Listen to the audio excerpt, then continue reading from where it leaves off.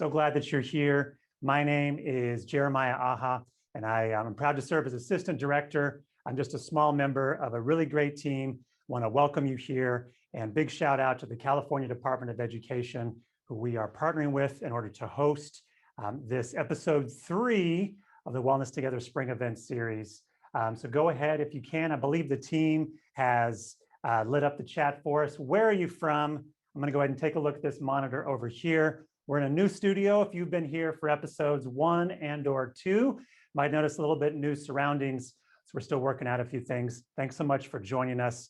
We have a few things that we'll go over just for have the best webinar experience here. We got a Coalinga, California, Bakersfield, Rockland, Las Vegas, Clark Unified School District. What else? San Luis Obispo, Slowtown. Shout out to you. Palo Alto, Simi Valley.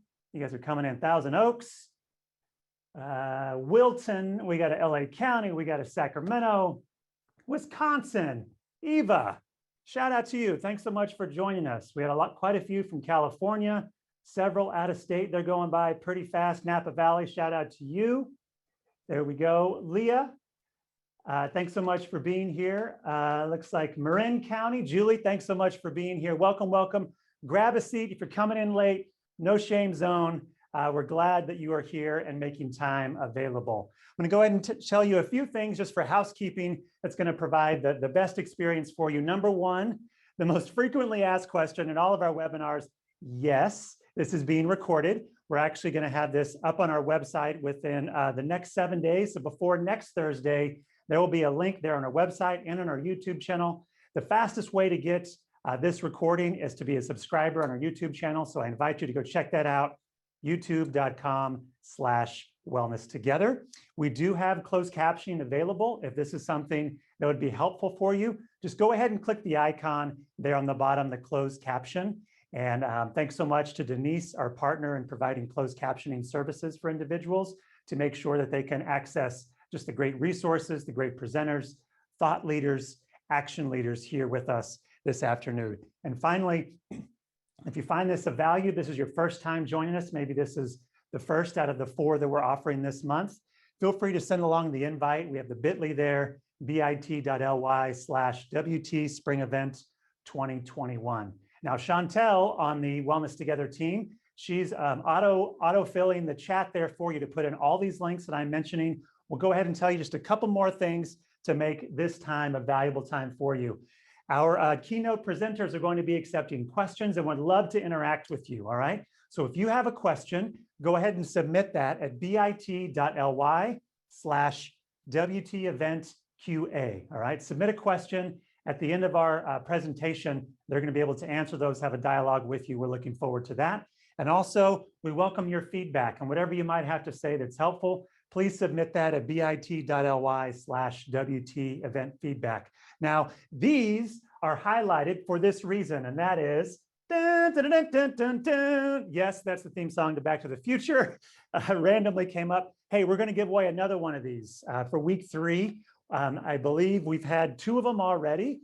Brian won last week. And then also before that, Ephraim won one. We're giving away a 3rd one. And the way that you win one of these Logitech HD Webcams is you submit a question or your feedback at one of those forms, and we will give this away at the very end of the webinar. So please submit feedback or a question. We can put you into the drawing. Finally, all the resources mentioned today, and there's going to be quite a few, are going to be at that resource folder. Again, the link is going to be in the chat. You can just click on there. And then again, the invite link there at the very end, okay? If you joined us just in the past couple of minutes, welcome. Thanks so much. We're going to get started with our first presenter.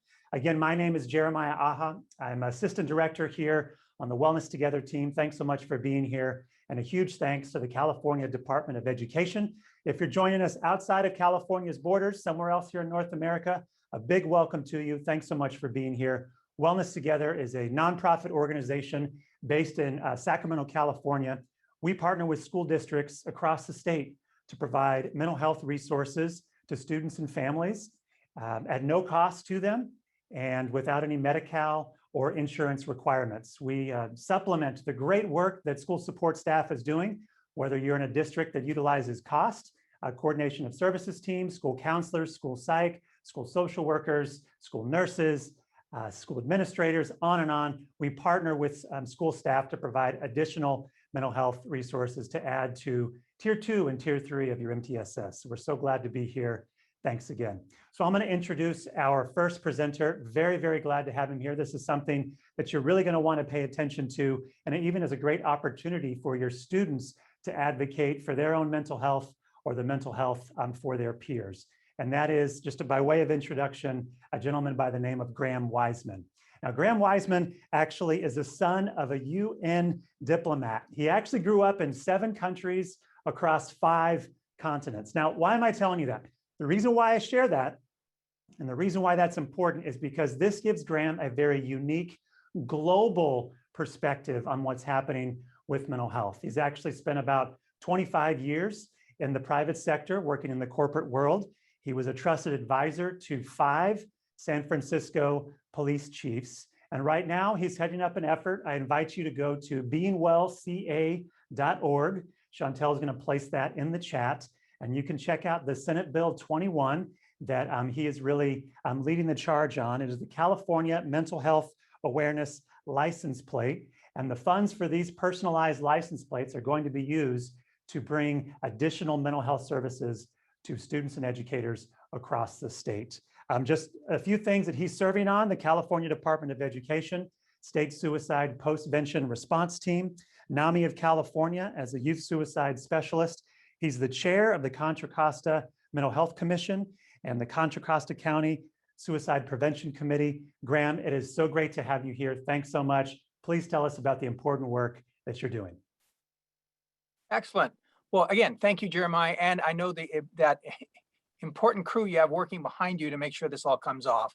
I just want to quickly acknowledge that Wellness Together has really emerged as not only as a state, but actually a national leader of this mental health movement that we're all a part of. And I want to offer my congratulations on that. And as you know, this movement is centered really on trust, which is a lot about what we're talking about today.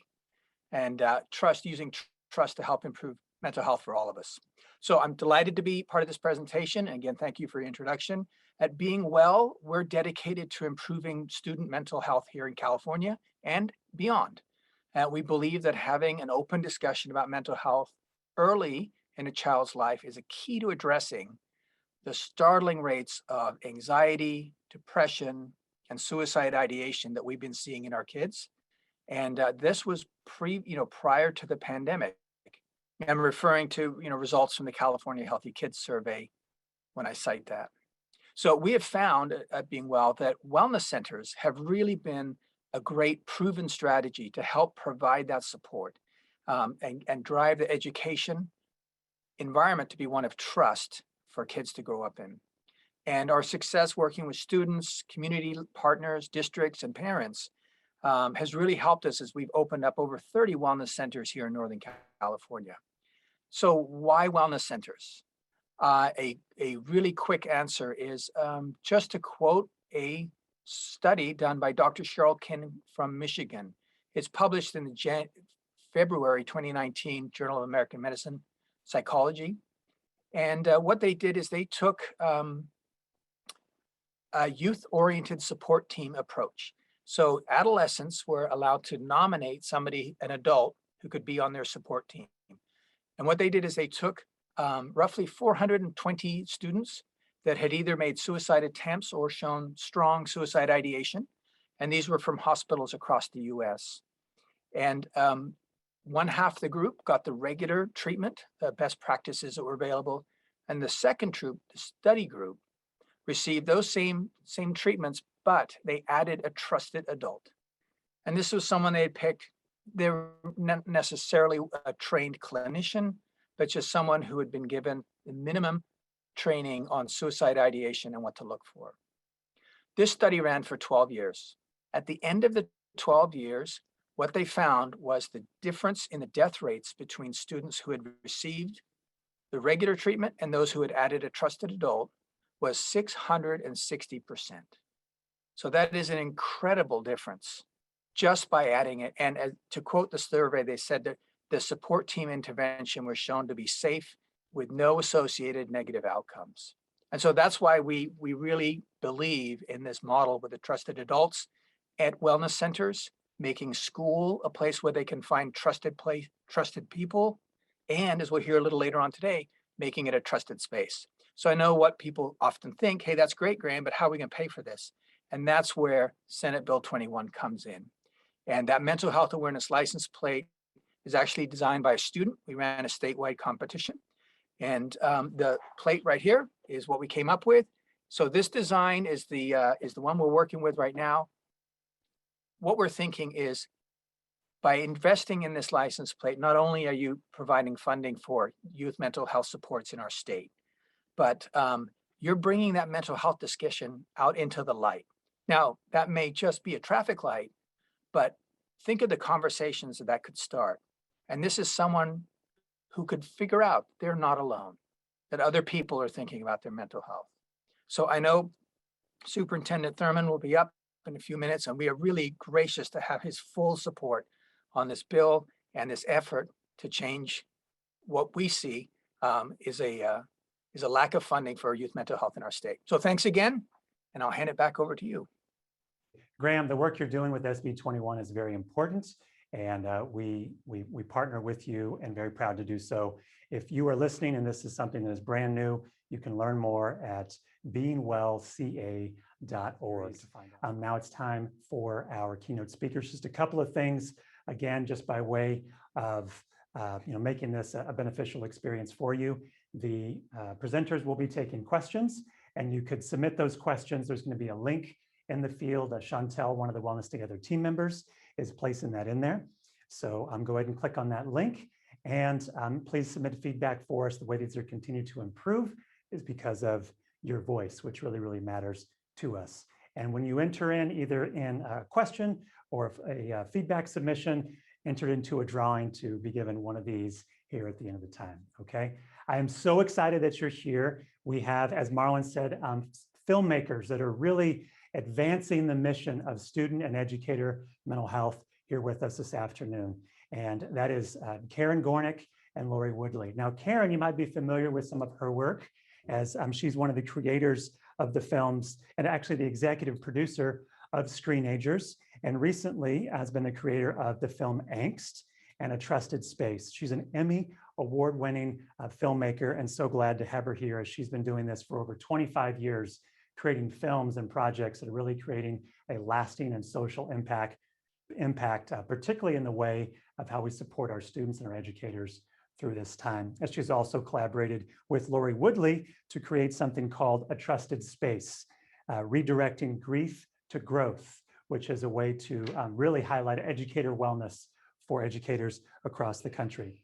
Lori Woodley is a public speaker. She's a trainer and an author. What I really love is for nearly 30 years, she has been a school counselor. So you'll notice the great PPS there at the end of her name. Shout out to all our PPS folks out there and for those that are supporting students. And so she's the founder of the organization All It Takes. You can learn more at allittakes.org, the great work that she is doing. And in partnership, Lori and Karin both are here to speak with us. So glad you both are here. Karin, Lori, I will turn it over to you both. Hello. Oh, thank you, Jeremiah and Marlon and Wellness Together. Thank you so much for this opportunity to be here with your audience, to have had you bring such an audience in of people who are out there just looking to find better ways to do a better job in an impossible situation. And in the impossible is always the possible, right? It's the opportunity. So Karin and I are so grateful to be here. There you are, Karin. We're so grateful to be here and just really appreciate that you brought us in. So I'm gonna speak to, if I could have share screen, that would be great. I know that the whole tech thing is something that we think we have together and then we don't, because we're people, right? All of us in education and in wellness and mental health, we're people. So the technology thing has been something that we've been given the great opportunity to learn so much about. So when I have screen sharing, I will start a slide presentation. And in the meantime, I would love to just tell you how Karin and I came together. So a year ago, just over a year ago in February, Karin, Gornick, and I met after I had participated in a panel discussion. I see that I now have a share screen. Sorry, sharing. So Karin and I participated in a parent event at a private school in Los Angeles, near where I'm based. And I was asked to talk to parents about, anxiety and wellness of kids and mental health after watching a film. Well, I didn't know anything about the film. And I was like, whoa, I said yes to a film that I don't even know what it says. What if I don't agree? Well, the really good thing is I loved this film, Angst, so much that the next day I called the distributor and said, how do I get involved? How does All It Takes help distribute this? Every person needs to see it. And I mean that, coming from a background of school counseling, seeing what is happening with our kids in school prior to pandemic, already concerned, and then we hit the pandemic.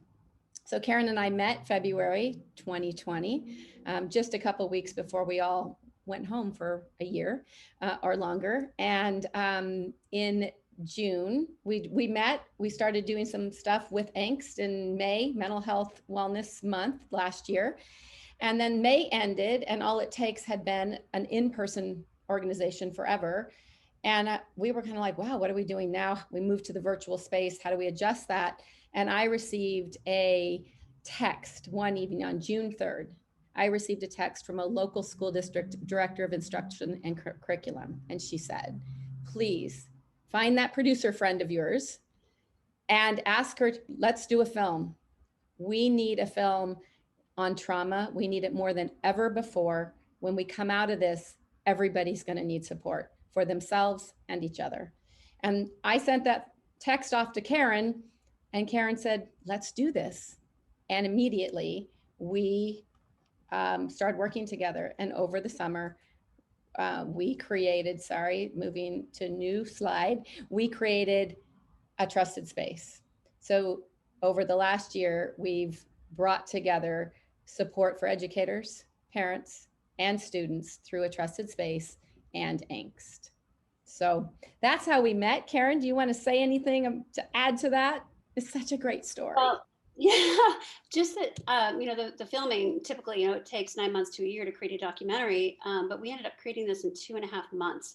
And the reason was that we really wanted to make sure that we created something that was going to be effective and supportive for educators as they come back in the beginning of the fall of 2020. So we were determined. And so we were filming in people's backyards over Zoom, but we put this together, and I think it was healing for ourselves as well. All of us, as we'll be talking about today, are dealing with some sort of uncertainty, some sort of loss of what was normal life. And so, it was just really eye-opening to talk to these neuroscientists and experts and learn what we learned, what we're going to share today. And, partnering with All It Takes to create this was a perfect partner because of their deep, deep experience with professional development and really experiential training and learning. It's something that I really love about All It Takes is that, it's not just hearing about what you should do or could do, it's really feeling it, which is such a big difference, as if you're trying to take on a new habit. So, in addition to the film is a curriculum that All It Takes wrote. So just want to share that piece of it. Oh, amazing. And so we're going to talk today, give you three pieces of how to embrace what's happening, look at it as an opportunity to grow. Some of us already have a great skill level in it, and others have very little skill level in it. And the call is that we all get to develop our skills, whether we're already good at it or it's really one of those areas that we're not very good at. And so let's dive in. And Karin, I'm going to just toss it to you. So let me change this screen. I just want to say, as you're changing it too, Lori, that these two films that we're going to be talking about today, and the really more of the learnings that we learned from making these films, that we are efforting a statewide initiative right now to show these films across the state. So we're going to give you information if you're interested in seeing them, who to reach out to at the very end. So just want to let you know that information is coming as well. So yeah, let's dive into statistics. I mean, really, before 2020, anxiety and depression were the #1 mental health complaints in the United States already. So now with all of the uncertainty that everyone is dealing with, and I think that's the big difference right now, right, is that in 2020 every single person that was experiencing some sort of uncertainty, and then for others it was isolation, grief, loneliness. And so we're still waiting for statistics to come out about 2020, but we know that the suicide rates and the numbers of students that unfortunately were already in a place of despair and making a plan for suicide. The amount was, I'm trying to remember the exact amount of students, but it was the size. I remember being struck by the fact that wow, that would have been like San Diego and San Francisco combined.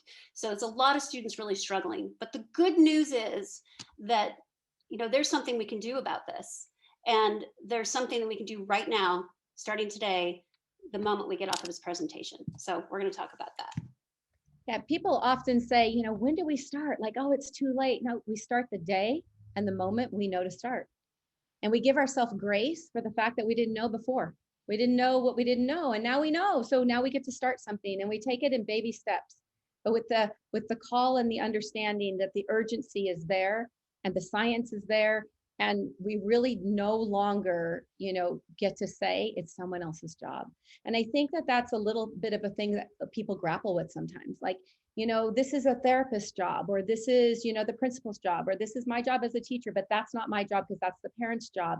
And it's really critical that right now we all look at our position and our place in being a part of the natural solution to mental health wellness. Because there are professionals, and Wellness Together, you are the professionals when we need a greater level of support. But so much can be handled in our everyday interactions with everyone we serve. And when I say we serve kids, if we are a piano teacher, a principal, a state superintendent, whoever we are, if we work with or influence kids, we get to stand really strong in knowing we're part of the solution to raise their ability to navigate through uncertain times, both right now as we navigate uncertainty and we recover from a year of uncertainty, and that we prepare them in that resilience piece for the long into their future. So regardless of what comes next, we're able to navigate in healthier ways. So would love for you to just try on this coat of, it's my job too. It's my job, it's your job, Karin, Jeremiah's, Graham's, Nicole's, and then everyone here joining us today. So if we can try that on and listen from that, what can I learn to help me be better for both myself, and we'll talk a lot about us, and for the kids I serve. Oh, sorry, changing slides. I did it on the slide. Sorry, that's the all of us slide. There we go, tech. I got two screens going, excuse me. In this together, we are building resilient educators, students, and families because we choose to do it together. The three pieces we'll talk about: mitigating emotional stressors, the urgency of right now. And we all on this call know that it was an urgency before the pandemic. And now it's more than urgent, it's critical. We're recovering from and mitigating trauma, anxiety, depression, hopelessness, that sense of hopelessness and isolation that has grown in numbers we've never seen before, fears, insecurities. And I bet if we asked all of you to put in chat, what else are we mitigating? What are the other emotional stressors? We'd have a lot more, because each of us have our own experience, both in our own skin and with all of those that we relate to as family members and the students we serve. 3 ways to really start, like Karin said earlier, start in the mitigation tomorrow, maybe right now, because right now you're thinking about it. We are thinking about it together. So we start right now. Understand the science. Karin, speak to that. Start with ourselves.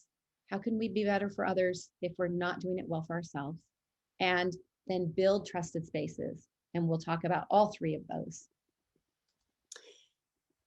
So diving into the science, I think having two teens myself, you know, filmmaker, but I have two teens. And one of the reasons that I helped create the film Angst was because my own teenage son was really struggling at the time with coping with his anxiety and depression. And then as a parent, I learned just how much the opportunity was to really look at my own levels of anxiety and what I could do about it. And then modeling that for my son so that he could learn. And when we set off to make this film, we interviewed a lot of neuroscientists and psychologists and therapists, and to understand, why does anxiety happen in our bodies? And I found it really encouraging. The science is really encouraging. And that is that, you know, if you're human, you experience anxiety. And there's a way that, you know, if we have the amygdala hijack phenomenon, as Dr. Laura Kastner says in the film, if our amygdala, which is, you know, the fear part of our brain, gets triggered, that there are ways and coping strategies, really healthy coping strategies, to get ourselves out of our amygdala and into our prefrontal cortex, where rational thinking happens.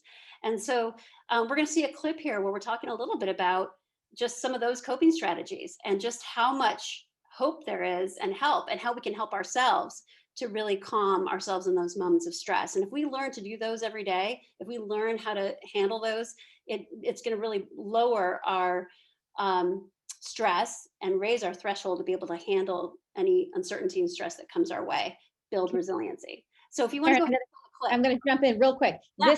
This clip is actually the science. The clip about the solutions is a little bit later. So okay. This clip is like, this is what's happening in your kids, in the bodies of those kids who are like falling apart in front of you, or not, or being defiant or isolated. This clip is talking about the why, and the clip you're speaking to is going to be a little bit later. So stay with us, because the solutions are coming, but we need to understand what's happening before we know and want to embrace a solution to do something about it. And this is Pamela Cantor. This one's with Pamela Cantor, who's talking to us about the science. Okay, great. We'd love to have you play this and this is from A Trusted Space. There are different chemicals released in relation to the emotions that we feel. So cortisol is the chemical that's released when we experience stress. And if it's modest or moderate, it actually helps us become alert and prepared, like for a test or a recital. But if stress is persistent, continuous, and if it is unbuffered by the presence of a trusted and caring adult, then something else can happen. Children can have that experience of fight, flight, freeze, but it doesn't stop. Okay, it doesn't let up. And it continues to pump out cortisol and affect the structures of the limbic system. The limbic system of the brain is our learning and emotion center. This is where learning happens. Focus, attention, concentration, emotion regulation, all of the things that kids need to have in order to be able to be effective and engaged learners. But the upside is that trust is the antidote to stress. Like many systems in the body, there is another hormonal system which actually opposes the effects of cortisol. And this is the oxytocin system. Oxytocin is a chemical that's released when we feel loved, when a baby is being hugged by its mother, when we are exchanging with each other in positive ways. Oxytocin is known as the love hormone because it produces the feelings of attachment and safety and love for all of us. And oxytocin not only enables kids to manage stress and protect them from the damaging effects of cortisol, oxytocin actually promotes resilience to future stress, because oxytocin goes to exactly the same receptors in the brain as cortisol. And relationships that are consistent and caring and trustful cause the release of oxytocin. So that was Dr. Pamela Cantor with Turnaround for Children. And she's quite a bit in the film Trusted Spaces, and just really helped us understand just how much building trust was, as she says in that clip, you know, a way to mitigate the effects of stress and anxiety and trauma that we were having. So now just, you know, Lori and I are going to talk a little bit about signs and symptoms, you know, so again, if you're human, there are different chemicals released. you experience uncertainty, and there are so many ways that we show signs and symptoms ourselves, and that we can see them in others. And understanding those signs and symptoms is really helpful. Number one, because you can understand that how it might be going into those signs and symptoms might help you understand when it's going into the place of tipping into unhealthy, and maybe when you should get support. If those signs and symptoms that you're seeing yourself or others are increasing in frequency and duration and intensity, then it's time to get it checked out. And so some of the signs you might see for yourself would be headaches. You know, you're not sleeping as well. You're getting stomach aches. You're exhausted. It's hard to focus. And what you may see in others is avoidance. Avoidance is a big one. Actually, that's one for yourself as well that you may notice. You know, withdrawal, fears. And Lori, let me know if you have anything more you want to mention regarding signs and symptoms. I'm just trying to move this screen without starting this video again. Just give me a second. There we go. Sorry. No worries. Well, just while you're figuring that out, you raise your hand when you're on. I've got it. Oh, good. Okay. Yeah. So no, the only thing I really want to share is for actually to invite you in to do something with us really quick. As you listen to what Karin was saying about signs and symptoms, what do you recognize in the signs and symptoms of yourself and others? And it could be those you live with under the roof that you share with your family, your partners. It could be with the students you serve, your best friends, your work colleagues. One of the most enlightening things I think that we can come up with for ourselves in building empathy and compassion for others is that we're really reacting as adults and kids in very much the same ways.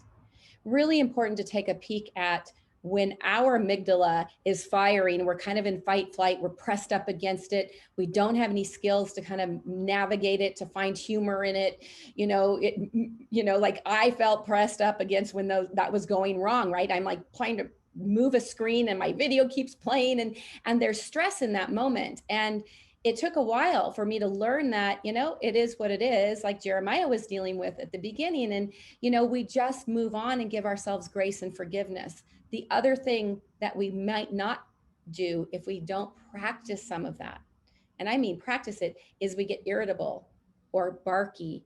Kids get irritable or barky. Self-regulation kind of goes out the door. We watch kids have temper tantrums, and I often refer to us as having adult temper tantrums. Like, don't we have them sometimes? I think we kind of all do, right, Karin? And so as we look at this whole need to recover, this whole opportunity to up-level how we embrace mental wellness and emotional stressor mitigation, it's really critical that we look first at ourselves and how well do we do it, and where do we need support, either from learning new techniques for ourselves or asking for support outside, for us to work with others and be really great models.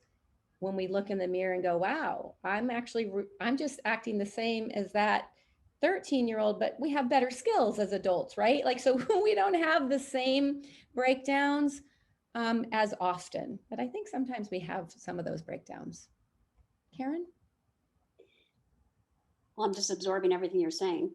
I love these, I love when we get to talk together because I always end up learning something as well. So, now we're moving on. You were talking about self-care and taking care of ourselves, and just how this next clip that we're going to see, and hopefully I get this clip one right, Lori. This is the one that we're talking a little bit more about what we can do to get out of our amygdalas. And this one is from Angst. This film is especially for students and families and parents to be able to, open up and talk about what's bothering us, and also learn about, breaking the stigma of talking about our mental health. And so we can learn these tools like we're going to learn right now in this clip, a little bit about just how to get out of your amygdala. Here's some good maintenance. So you can go ahead and play the clip now. And we can talk a little bit about it afterwards. Yeah, if you're so mad, you can just start doing the stress breath. The stress breath. It's when you breathe and you let into your chest and still hold it, and then exhale out. The breathing is done in and out through your nose, and when you inhale through your nose, you kind of want to close your throat or glottis to make it the breath audible. And then after you inhale deep, you hold on to the breath and lock your chin to your chest, and then you just hold it down there for a couple seconds. And then you exhale and bring it up, and exhale through your nose. Grab a couple ice cubes. I know it sounds crazy, but if you grab 2 ice cubes in your hands, it's super hard to think about anything but, wow, my hands are really cold. The third thing we recommend is start listening to the quietness in the room. See if you can listen to the clock ticking in this room.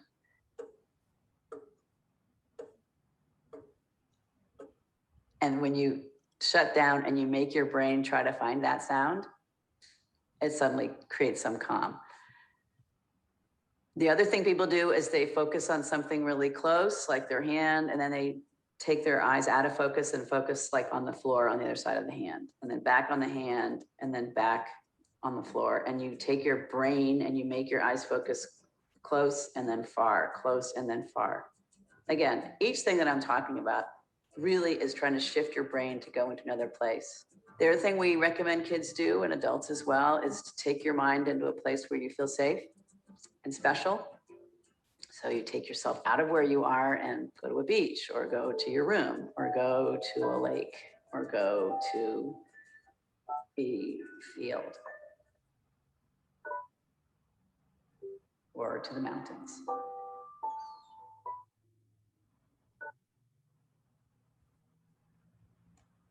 Thank you for running that. And so you can just see there's so many simple little things you can do that are so accessible to help in the moment to get out of your amygdala. So let's roll into the next topic here, Lori, about putting on your oxygen mask. Just jump in here just real quick for just the modeling piece. So I want to just talk from the place that Karin just shared in that beautiful film, Angst. And there's all these techniques, and some of them we've tried, and some of them will be new to us, and we could learn so much from each other. What do you do? And what do you do? And what I want to encourage us to really think about is that we are being watched in every moment. Everything we do is more powerful than everything we say. And most people would agree to that. Like, people are watching us to be true to our word. Does what I say match what I do? And do I get irritable and then take a moment to say with a vulnerable piece of, authenticity, I need 30 seconds. And if you're in front of a classroom, sometimes you don't get to go, oh, I need a 30-minute walk. Like, we don't have the kind of time we would like to have sometimes, right? But we do have time, even if it's a breath. In those 2 beautiful kids at the beginning of that clip, you could just mimic those kinds of in and out of breathing, even in front of the class. Like, look, I'm going to take 5 seconds here and breathe. And so many of us think, well, that's weird. Well, that's great, because we'd love the kids to do that, if that's going to keep them in their seats and be able to keep them able to learn, or able to focus, or able to kind of breathe through and navigate a hard, challenging situation with a friend. And so when we're in those positions and we model it, it's the greatest gift we can give. Both, one, we're in self-care for us. We're taking care of us, and we're saying we matter, because we do. We matter. We want our kids to believe they matter. We get to show them that we matter too, in ways that are in recovery and reset and regrouping, that are positive. Probably not going to get too many ice cubes in the classroom, but I bet a lot of families could pull an ice cube to sort of diffuse a moment of crisis that might be either in the middle of it or growing. And so thank you, Karin, so much for letting me jump in there. Let me move to the next slide. So the oxygen mask. In the film, A Trusted Space, we talk about the oxygen mask. And the oxygen mask is something that we all know about. Many of us haven't flown for 12 months, but many of us have flown prior to that. And, you know, the oxygen mask is, if we're not able to reset ourselves, it's going to be really hard to reset our students or those that we're serving or that we're in service to. And so it's important for us to take time to pay attention. And if we were in a face-to-face workshop right now, we would be doing some breakouts, right, Karin? Or we would have it, everybody put in chat. In fact, you could put in chat right now. I'd invite you to do that.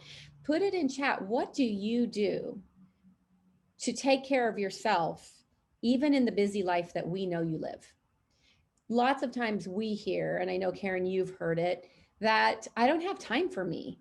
I have kids, I have a partner, I have a life, I have a house, I have dogs, you know, I have, a classroom of kids, maybe 35, maybe 25, maybe you have 150 a day. If you're a high school teacher, you're seeing that many kids a day. How in the world do I have time for me? And the challenge in that is if we're not taking time for ourselves, we really are reducing our ability to be present and to be at our very best for them. And I know that we all come to work and we chose this career, we chose to be parents to do a really good job. And then we forget that we matter. And we forget to really look at ourselves and to give ourselves grace and forgiveness and those moments of just a big sigh that says, wow, I did the best I could do in that moment with what I've got, and be okay with that. So in the chat, I invite you to write. So I have some of these things, you know, tea time, music is my therapy, breathe, workout, walk, Zoom, friends, keep adding them, because and then read them as you're listening, because there's going to be something someone says in there that you're like, oh, I never thought about that one. And that's how we learn, and we offer to one another a greater opportunity to do it better for ourselves. So think of it in 5, 10, 5, 15, and 30-minute plus increments. Karin, sorry. Oh, I'm so sorry to jump in. Just want to say to screen share again, because we're not screen sharing at the moment. We're not screen sharing? No, apparently not. I'm sorry. I don't even know when that There we go. But yeah, these are great. These are great tips that people are putting in the chat here. I love it. Amazing. Thank you for that reminder. There we go. See, grace and forgiveness. Like, I feel silly, and you know what? I did the best I could do. I didn't even know it wasn't even being shared. So, so then the next thing about our oxygen mask, and as we move into the following slides, is, and actually we're going to play another clip here about taking care of ourselves from A Trusted Space, is being willing to learn and practice something new. This is an interesting thing when we work with educators, and Karin, when you work with parents, I know that so often we think about what we're going to teach them, and we really separate ourselves. We kind of stand apart from what we're asking of them and what we're doing ourselves. And it's not because of anything other than we just don't even think about it. Like, we're educators, or we're parents. It's like, I'm raising these kids to be better learners, to be able to embrace what they're learning. And we're asking them to learn things that are challenging sometimes. We're asking them to embrace and take on new thought and new actions. And so I'm going to encourage all of us, including me and Karin and everyone on this call, to always be looking at, where do I stop myself because I stay in comfort, rather than embrace and learn and take on something new, even if it's uncomfortable. And just a really quick experiential way to have an idea of what this feels like in your body is, if you could right now in your seats, and I can't see you, so I don't know if you're playing along, but I encourage you to play along, is cross your arms. Just cross your arms comfortably. Everybody cross your arms. And think about that, or cross your legs or fold your fingers. Can be any way you want. Fold your fingers, cross your legs, or fold your arms, whichever. I'll do this because you can see it, right? So that's super comfortable. You're not thinking about it, automatic. It's just that whole reaction. Okay, no big deal, Woodley. What are you thinking, Lori? All right, so now this is where anything new feels like at the beginning. And it feels like this for every youth that you serve. We ask them to do something new and we get a lot of resistance because it feels uncomfortable. Switch your hands, your legs, or your arms to be the opposite. So if right is on top of left, put left on top of right. And how does that feel? Karin, why don't you answer? Because we can't see Strange. In fact, I was even trying to figure out how it fits together the other way. It would have been easier to do the crossing my arm thing. Yeah, exactly. So when you do it a little differently, like you've done the cross arm thing with me, right? So this is uncomfortable and it's not impossible. And the more we sit like this, the more we stop thinking about it being uncomfortable. And it becomes something that just is like, oh, all right, no big deal. So what I encourage us to all as we go into the third phase, we did the science, we did the taking care of ourselves. And as we move into phase 3, which is building trusted spaces, some of it might be, okay, great, easy. And others might be, ooh, I don't know about that. So I encourage you to keep crossing backwards, right? I have to even think, you have to think about it, but that's the point. When we learn a brand new math concept, we have to think about it. We have to practice it. It's not auto. It's like, okay, how do I do this? And then I intentionally can try it on and put it together. So I encourage you to watch this next clip from A Trusted Space. And as we go into the final slides, to pay attention to where your instant resistance is, where your open, wide open arms are, like bring it, and where you sit in the middle of a little discomfort, but the logic says, maybe I should give this a try. It might be good for me and it might be good for my kids. And that might be even choosing to choose 5 minutes for yourself every day. Find 5 minutes. So if we could play the clip. We heal through community.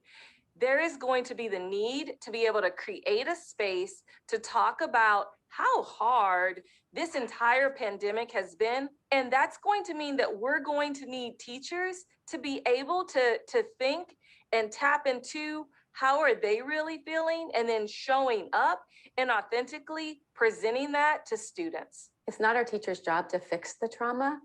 It's our job to create the safe and trusted environment in which healing can happen naturally.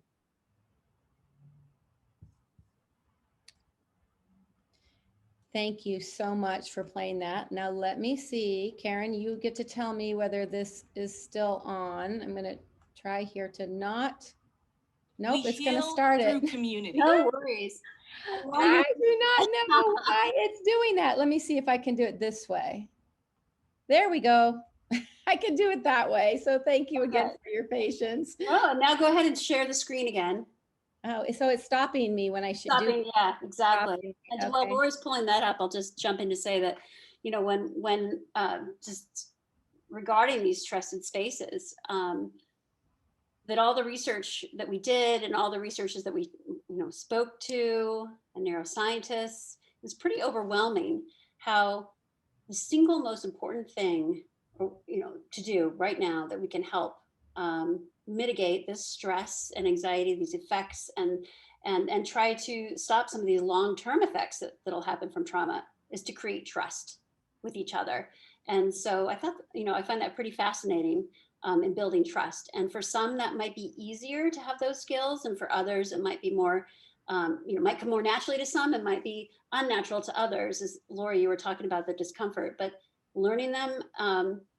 One thing that you say all the time that I really love is it just makes our life easier, even though we may not always exactly know how to do it at first. So this is what A Trusted Space does, is the program actually teaches you how to set up trust within 5 days, how to set up practices and use these muscles to set up to practice trust.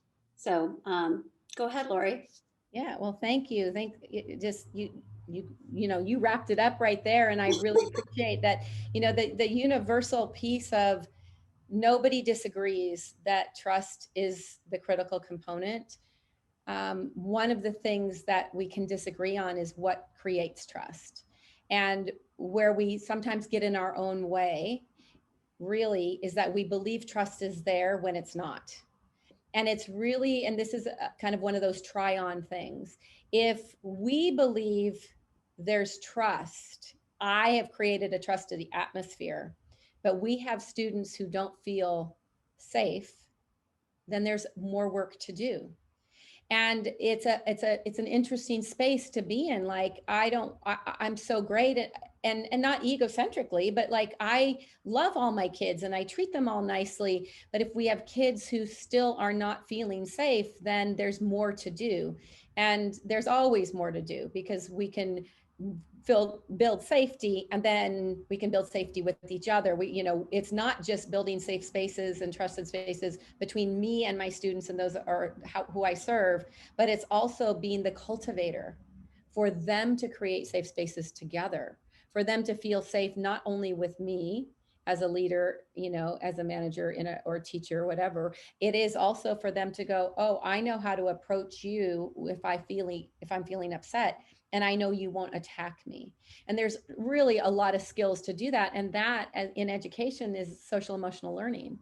And it's so much bigger than a worksheet. It's so much more about really being in the environment and in the action and in the conversations that establish these spaces and prove, not because we think it, but because we see it, we witness it, and we know that we are all operating together as a unified team or group or community, classroom community, where everyone knows they belong.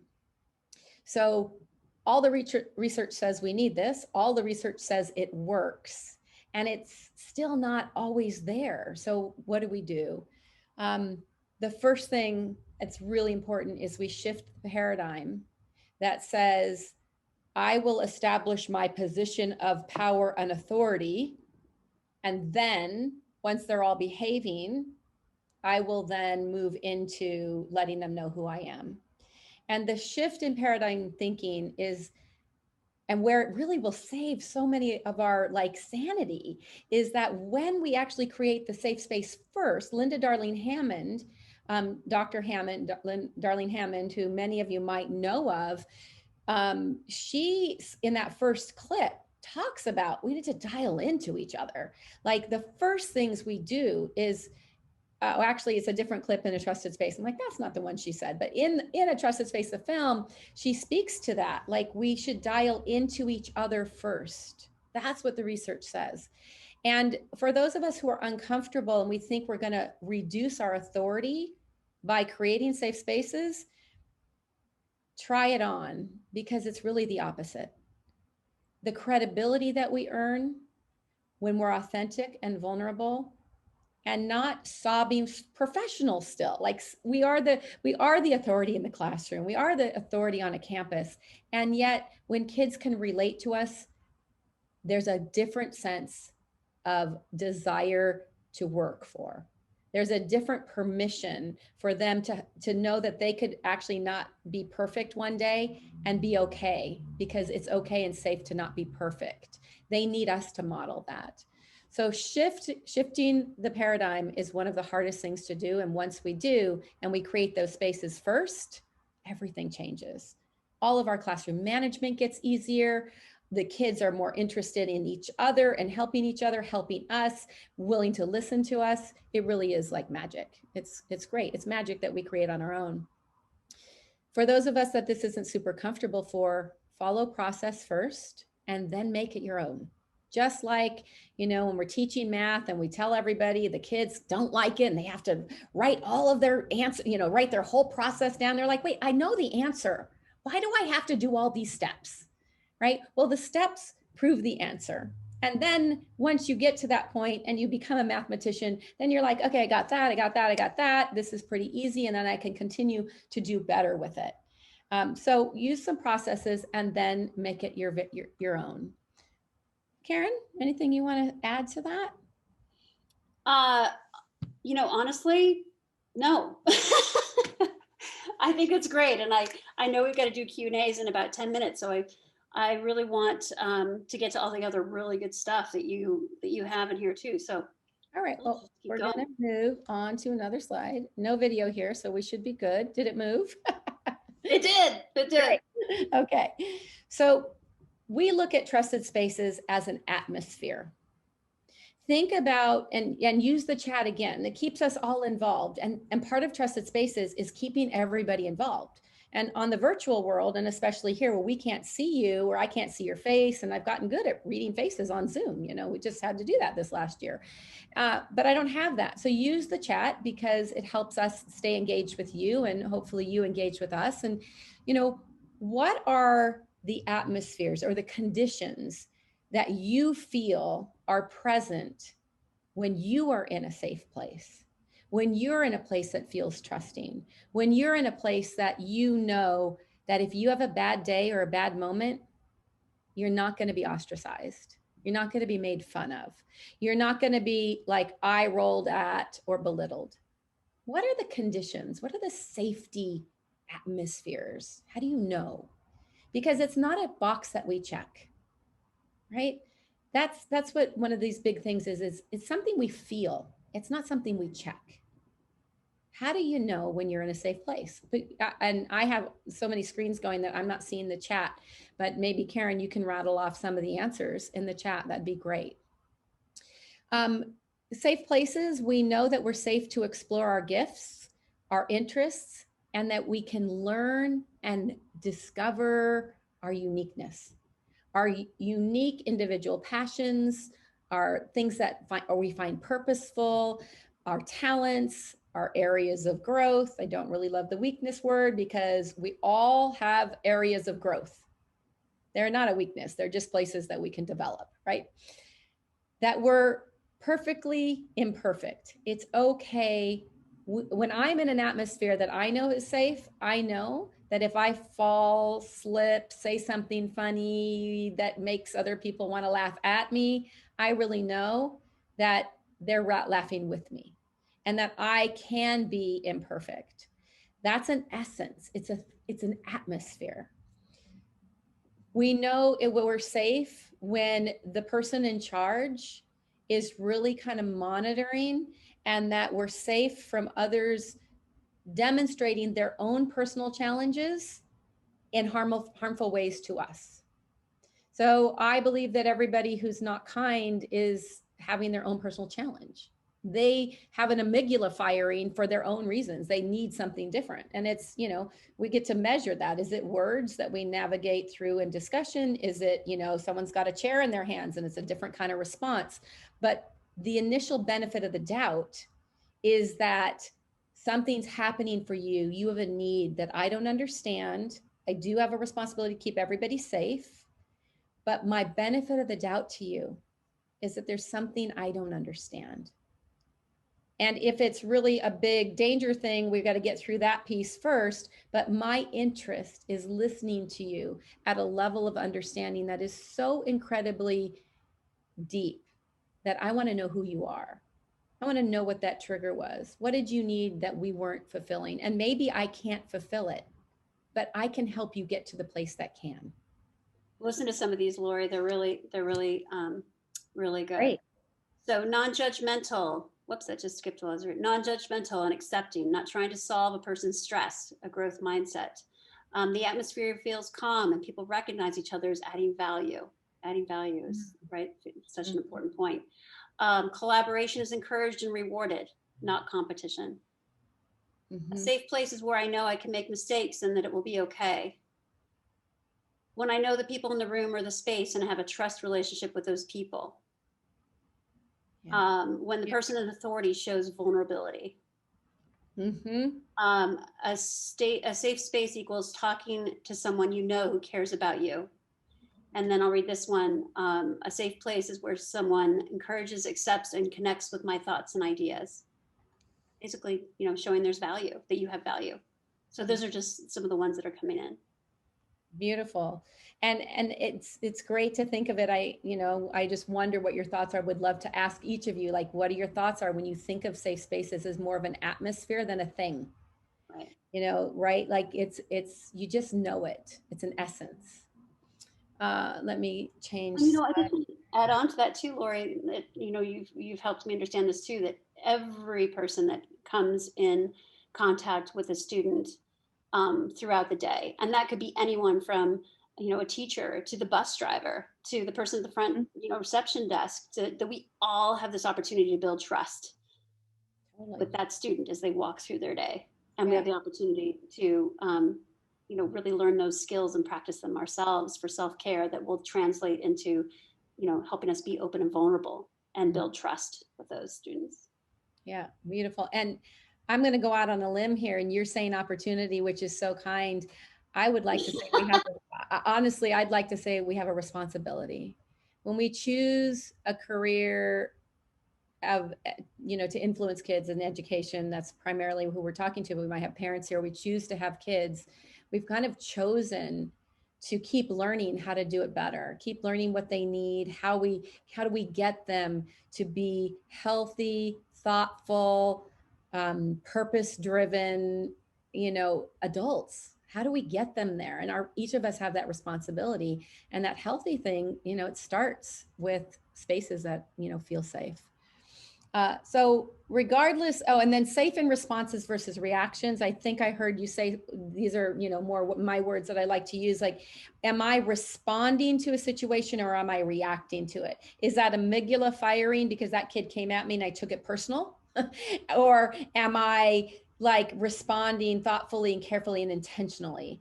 And it's a skill, it's a muscle. We talk about the 5 muscles in the curriculum, which we'll talk about a little bit in a minute. But and so to know that no matter what I do or say, the person who's going to respond to me is going to respond. They're not going to react. And they're going to encourage me and empower me and educate me on how to do the same. How can I get good as a student, as a 5-year-old, a 13-year-old, a 17-year-old, be really thoughtful and intentional in responding to triggers rather than reacting to them. And the last thing here is, oh, sorry, Karin, go ahead.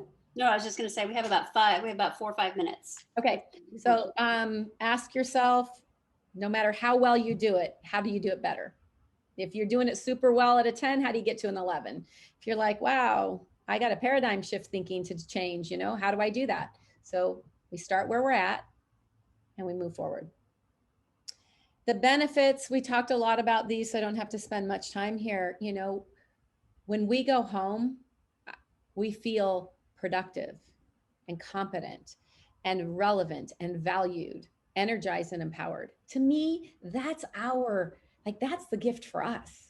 And we go home not exhausted and defeated and discouraged. We go home empowered and feeling like the reason that we are accomplishing what we set out to accomplish when we decided on the career we chose.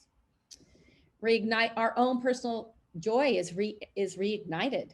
It's, you know, when we're feeling successful, we feel more joyful. Management, we talked about classroom management, is easier when the kids can relate to us.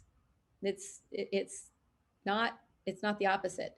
They're not more well-behaved when they fear us. They're more behaved when they relate to us. And that we're part of the collective. Our classroom environment is all of us in this together. Let's get through this year, and not just get through it. Let's thrive through this year. For the kids, you are developing their social emotional literacy. In every single moment, you respond in an SEL strong in the strength of social emotional learning and literacy. Confidence, resilience, all of those skills we want from efficacy, compassion, empathy, responsibility, hopefulness.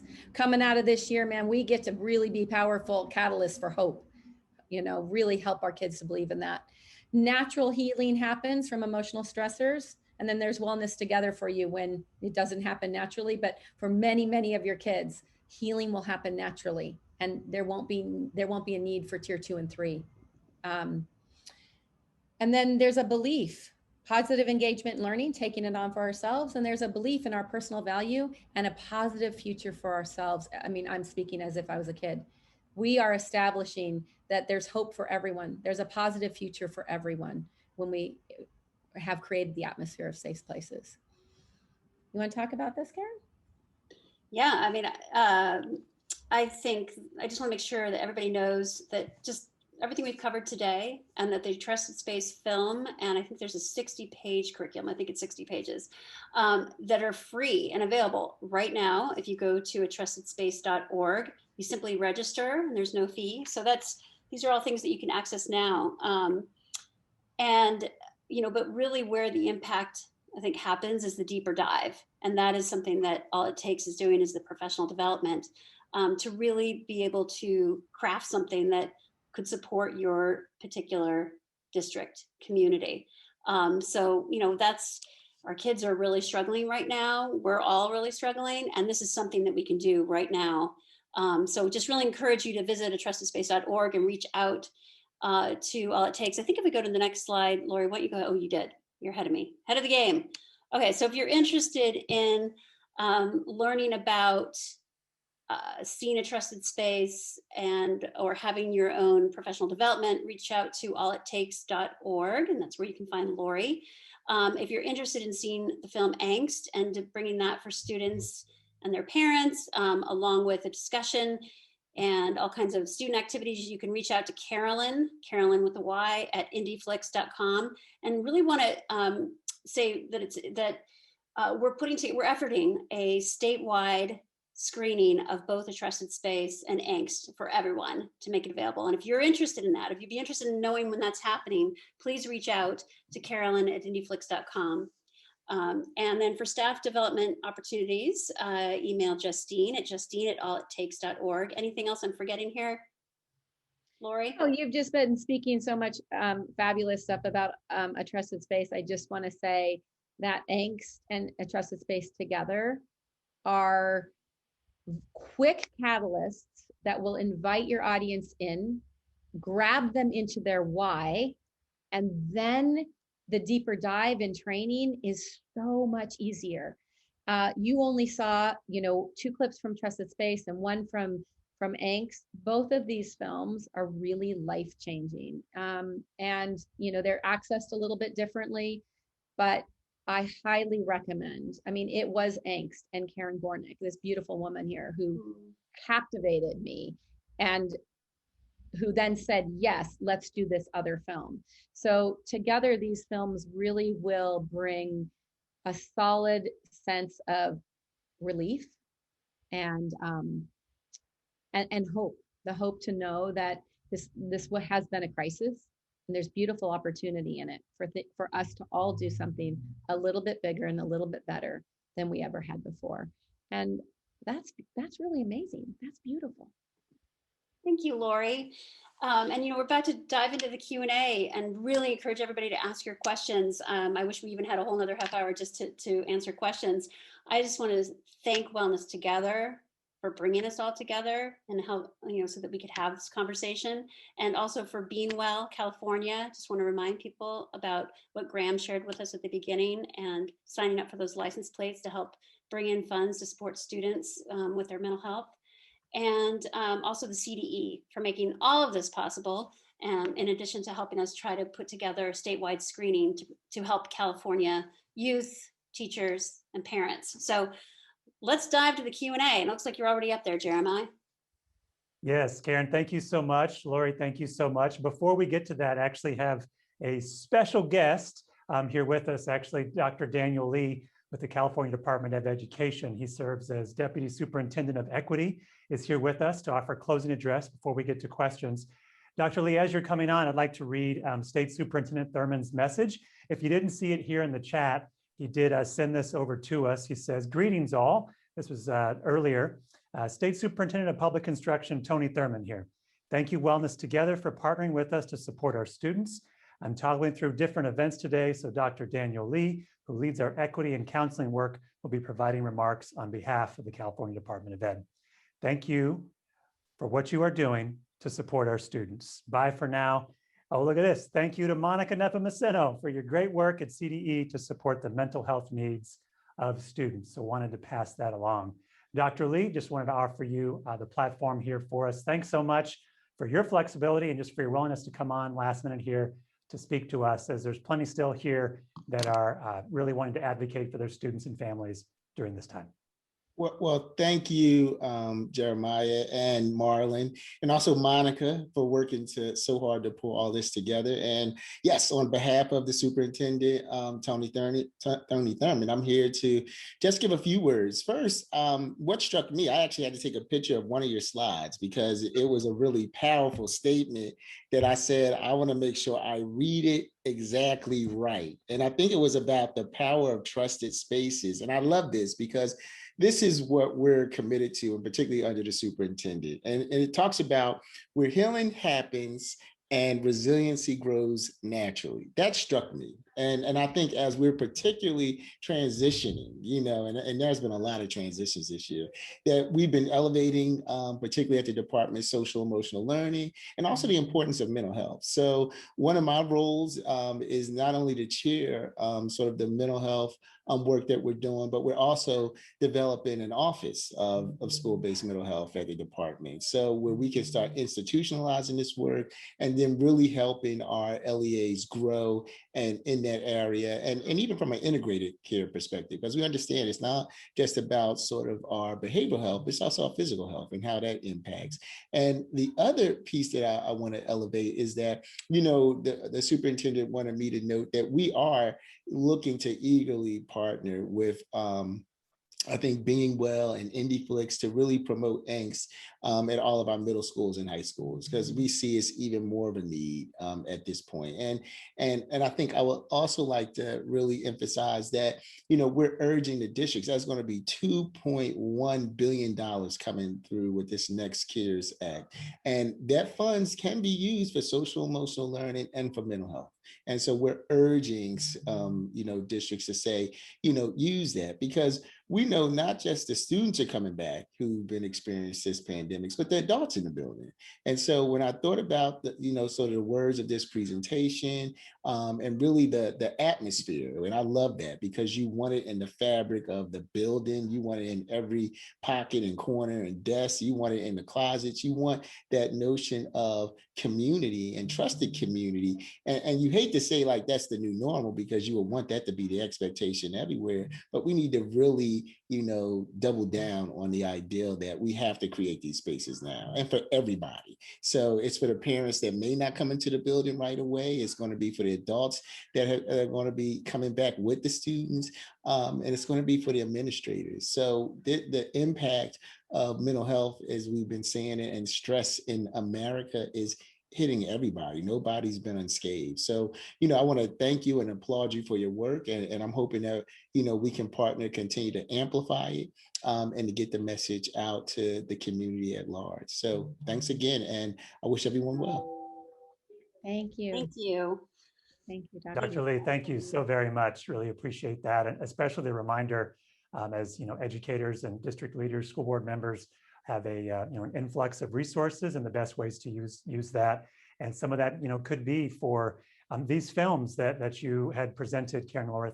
Thank you both for that. Lori, forgive me, talking a bit quickly because I want to get to the questions that we have here. But if you are interested in partnering with them in order to have a screening, perhaps, just to kind of repeat what Karin said there at the end, simply email Carolyn@indieflix.com, especially if you'd like to partner with them for the statewide effort to have the screening for the film and also for a trusted space. Find that free. Yes, there was no mistake. You heard it right. A 60-page curriculum there with the trusted space to help you and your site staff. Okay. So we have a question here, and if there are any others, please feel free to submit those, and then I'll tell us our winner here just in a couple of minutes.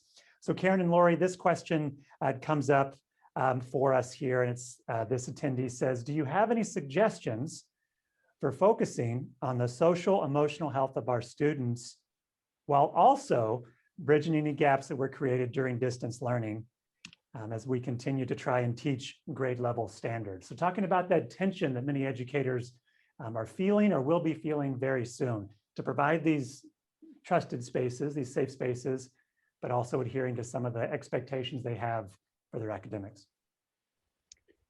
Want me to go first?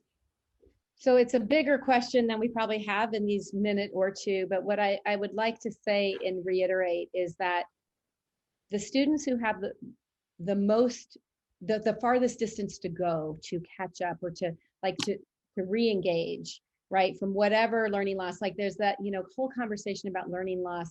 And I actually think we need to fill that gap. And first, if we provide the space that says, I believe that filling the gap is possible. And it's not so much like I heard somebody say something like every kid should go to summer school or only the kids who have learning gaps. Well, some of those kids are the ones who already don't feel engaged with school. So then we give them more school. And so then that's really hard for them. And so then we have all this push and pull in the classroom because they're not necessarily engaged. So building that ability to communicate authentically with your kids, that we're in it together and that you're here in a space where you're going to feel smart and we're going to fill gaps and we're not going to hand you work that is, just a worksheet that says, fill this out and then we're done. It's like, we're going to be in this engaged together. And then in order to engage with the kids, so I understand that need to fill the gap. And we have this whole year basically of students, and especially those who are already underserved and already facing equity issues, both from learning and just social, SES. And the gaps are so huge and they got huge, more challenging. Helping them to understand that they are a part of their own education, that their future, and not because we tell them this is good for your future. They can't hear that. They can feel us embrace them. They can feel us be in it with them. I know this is hard. We can do this together. They need to hear that. And it can be in your every word that you spend with your kids. It doesn't have to be a separate lesson. And I think that's one of the big things with SEL is there's this concept that it's this other thing. And we really can actually get good at it being the thing because it's the way that we operate with the kids. And then they engage because they feel safe and they feel like hope and that learning is possible for them. Karin? Oh, I think it was beautiful. Thank you. I want to make sure we get to another question because I know we're just about done. So go ahead, Jeremiah. Is there another? Yes, there sure is. Thank you. So what we have here is an attendee. One, I want to just kind of place something and then just kind of propose a question, and that is thank you so much just for the list of practical things that educators can implement, as soon as tomorrow. And your presentation was full of that. So a few are asking, hey, are these slides going to be available? And we can make a version of the presentation available there for you. It'll be in the resource folder. But I think with that, this attendee said, hey, what would you recommend we should do first if we're experiencing some of these symptoms of the stress or maybe of trauma or of grief? Where would you start out at the very, very beginning? Well, I can jump in and say, just from, this is a very common question we get with whenever we hold panels with Angst, is just, what can we do right now? And I can, Laura, I'd love for you to have a tag along on this after what I share, but the first is to say something. We can't do anything unless we say something about it. And if we're struggling ourselves, or if we see someone struggling, is to talk about it. That is the first step to getting connected to resources, figuring out where to get help. And then the other is that if we're really concerned about, maybe the stress that our kids are feeling, or, worried about their signs and symptoms, is to look at ourselves and think, what can we do to take care of ourselves so that we can make ourselves healthy enough to be able to model for our kids what they can do, or our students as to what they can do. And then just a real practical tip is, seeking out, there's so many places for resources, free resources right away. That may be the school counselor. A lot of people may not recognize, but school counselors they're free, they're right there, and they're trained, and they're, yes, very, very, very valuable. And very willing to help. So a school counselor would be one of the very first people I turn to, if you're a parent or a student. And then the other is your pediatrician. Those are two places that you can go tangibly. And Lori, jump in here if you have some more thoughts. I think just beautiful, Karin. I just would say where you start is tomorrow, and you tell your kids we're starting new, and you just start there. We're going to do it different. They're going to be like, huh? And what's beautiful is when you say we're going to do it different, you shake up the pattern. They're all kind of like, what are we doing? They really are. They're like, okay. And they're listening to you differently because you're going to say, we're going to play a get to know game. What is that? Just play. Then you play a game. It's all in the curriculum. There's some virtual and in-person activities that engage them into knowing each other. And you're going to find something you didn't know was possible with your kids.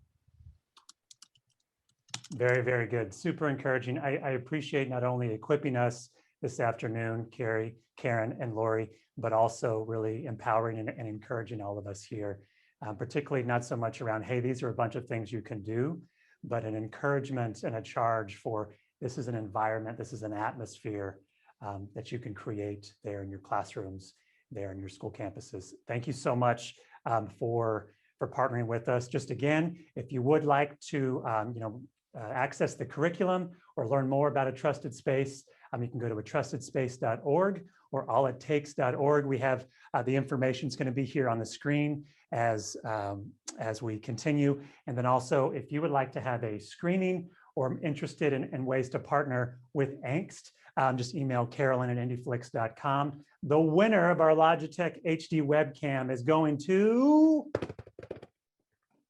Julianne Henry. Julianne Henry for Nevada Joint Union High School District. This is yours. This is yours. Thanks so much for your partnership. Last thing before we go, I want to remind you for next week, we're very, very excited. It is a family night. We're having a statewide and beyond. If you can access a device and the internet or Wi-Fi, we encourage you to be here from 5:30 to 7 next week. Made it a little bit later, especially for parents or family members who could be working outside the home. 5:30 to 7, and we are elated to have returning with us Julie Lithgot Haims, a best-selling author. She was with us last fall for the California Student Mental Wellness Conference. She is very excited. She has a brand new book coming out called Your Turn, How to Be an Adult, and you're not going to want to miss that. Family members, so adults, but also your students, particularly high school students are invited. So if you are in a classroom or a school counselor or admin, invite your students, invite your families. We look forward to having you here next time from 5:30 to 7. Again, thank you to the California Department of Education, to State Superintendent Thurman, to Dr. Daniel Lee, Deputy Superintendent of Equity, to BeingWell California, to Karin and to Lori, so much for being here. Thank you for being here for episode 3. Until next week, take good care of yourselves and all the best. Bye-bye.